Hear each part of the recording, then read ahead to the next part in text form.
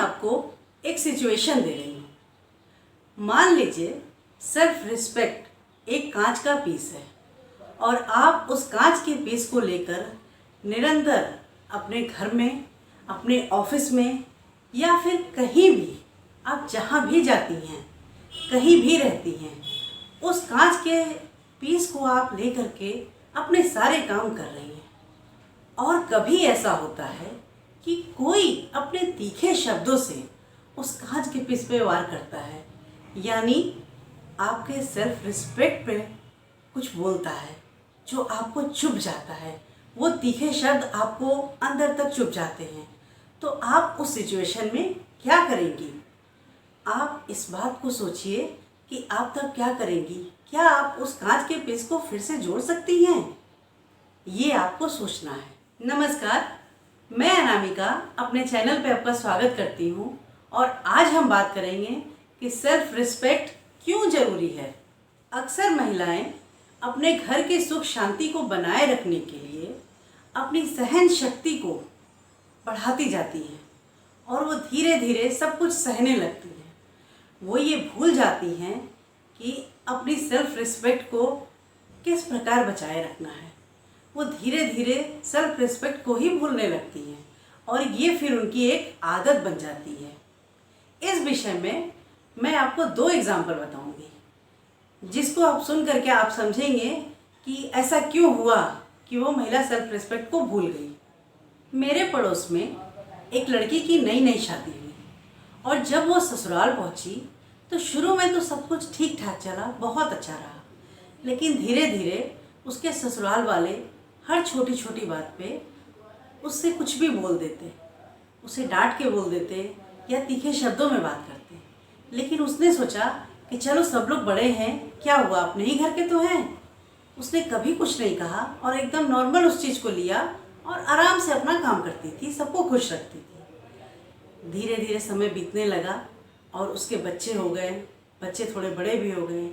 फिर कभी ऐसा होता है कि सभी और भी मेहमान आए, सब लोग इकट्ठा हुए हैं और उस समय अचानक ससुराल वालों की तो आदत थी बोलने की और उन्होंने टेढ़े तरीके से उससे बात की जो उस समय उस लड़की को अच्छा नहीं लगा। उसे लगा कि मैंने सबके लिए इतना कुछ किया और मुझसे किस तरह से बात कर रहे हैं। बिल्कुल कोई ये समझ ही नहीं पाया कि उसे बुरा लग रहा है, उसे तकलीफ़ हो रही है।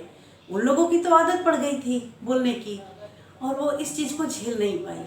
फिर उसे एकदम से रुलाई आने लगी और वो जब अपने अकेले कमरे में गई रोने लगी, उसने सोचा कि शायद मैं आज कुछ साल पहले ही इन सबको बोली होती, समझाई होती अपनी बात, तो इनकी ये आदत नहीं पड़ी होती, तो आज सबके सामने उसकी बेइज्जती नहीं होती, उसकी सेल्फ रिस्पेक्ट को चोट नहीं लगती। तो उस स्त्री की कहानी से हमें ये समझना चाहिए कि जब पहली बार ही शुरुआत होती है कि आपसे कोई ख़राब ढंग से बात कर रहा है या फिर आपकी गलती को समझा के नहीं, आपसे ख़राब से बता रहा है या कड़े शब्द यूज़ कर रहा है, तो आप उसको प्यार से बताइए कि ठीक है कि आप बड़ी हैं, लेकिन मुझे इस बात को डांट के नहीं, प्यार से बोलिए। क्योंकि अगर एक बार सबकी आदत पड़ जाती है कि आपकी सेल्फ रिस्पेक्ट को चोट पहुंचाए, तो वो बार बार ऐसा होने लगता है। अब दूसरा एग्जाम्पल, एक लड़की थी जो क्लास 8 में पढ़ती थी। वो चेस बहुत अच्छा खेला करती, अपने फ्रेंड्स के साथ जब भी खेलती वो जीत जाती थी, सभी उसकी तारीफ किया करते थे। एक दिन उसे कंपटीशन में भेजा गया। जब वो कंपटीशन में खेल रही थी तो उस दिन हार गई। सभी फ्रेंड्स उस पर हंसने लगे। टीचर ने कहा, क्लास में तो तुम बहुत अच्छा खेलती थी, आज क्या हो गया, क्या कंपटीशन से डर गई? वो लड़की उस समय चुप रही, कुछ नहीं बोली, लेकिन उसने अपने मन में प्रण किया और पूरे साल चेस की प्रैक्टिस करती रही। उसके बाद 1 साल के बाद फिर कंपटीशन हुआ।